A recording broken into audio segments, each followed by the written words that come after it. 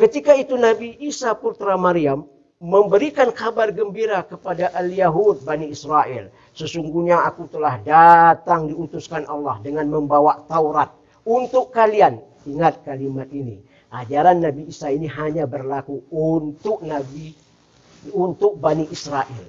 Karena ajaran itu tidak berkembang kemana-mana. Hanya di Syam dan keluar sekitar Antioquia saja. Kenapa? Karena kalau kita tahu Waraqah bin Nawfal sebelum datangnya Rasulullah, dia memeluk ajaran yaitu Nabi Isa. Mengaku la ilaha illallah Isa Rasulullah dengan ada Taurat Injil itu. Tapi dia tidak berdakwah. Dia hanya untuk dia sendiri. Sampai kedatangan Nabi Sallam, barulah Khadijah membawanya bahwa inilah adalah utusan Allah yang telah dijanjikan di dalam Taurat dan Injil dalam kitab sebelumnya. Maka ikhwatul iman. Dan aku memberikan kalian kabar gembira akan datang seorang rasul yang namanya Ahmad. Membawa kabar gembira. Begitu datang Rasulullah SAW, mereka mengatakan ini adalah sihir yang jelas. Jadi dia katakan bahwa Nabi SAW ini adalah sihir. Adalah yaitu dukun, macam-macam.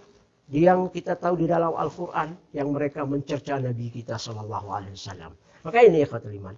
Berdakwah Nabi Ibrahim alaihissalam bi isyarah akhi Isa. Maka kalau kita lihat ikhwatul iman di dalam surat yaitu Ali Imran 164. Maka Allah Ta'ala laqad manna Allah 'alal mu'minina idz ba'atsa rasulan min anfusihim yatlu alai ayati. Sesungguhnya Allah telah memberikan nikmat kepada orang yang beriman. Nikmat kepada orang yang beriman ketika Allah mengutuskan Rasulullah dari golongan mereka. Dari jinsum, dari asal-usul dari mereka.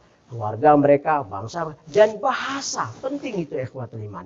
Ketika Ja'far diperintahkan Nabi SAW, Ja'far bin Abi Thalib, pergi ke negeri Habasyah, menghadapi Raja Najasyi, Ja'far menyatakan, wahai Najasyi, kami ini dulu kaum barbara. Segala apa kami lakukan, semua rusak. Mau infrastruktur, ekonomi, hukum, semua. Yang kuat itu menang. Dan kami memutuskan tali silaturahmi. Dan bukan itu saja. Kami menyembah 360 berhala. Nah, tambah S bagusnya. Berhalis. Nah, 360 berhala kami sembah. Dan tidak ada baiknya. Kami orang kejam.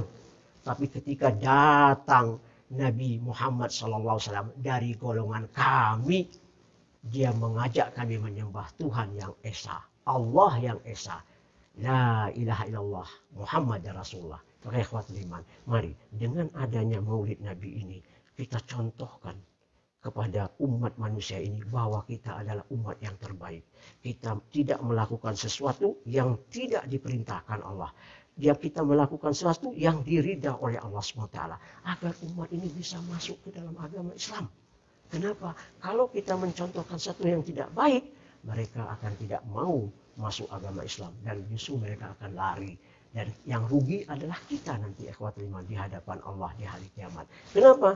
Karena kita mencontohkan sesuatu yang tidak baik di dalam agama Islam ini. Mudah-mudahan dengan adanya maulid Nabi ini kita memperingati dan kita ambil sunnah beliau. Kita hidupkan sunnah beliau.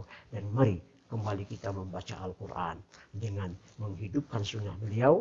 Dan mudah-mudahan Allah memberikan keberkahan dan kebaikan untuk kita dan untuk lingkungan kita, untuk muslim-muslimat dimanapun berada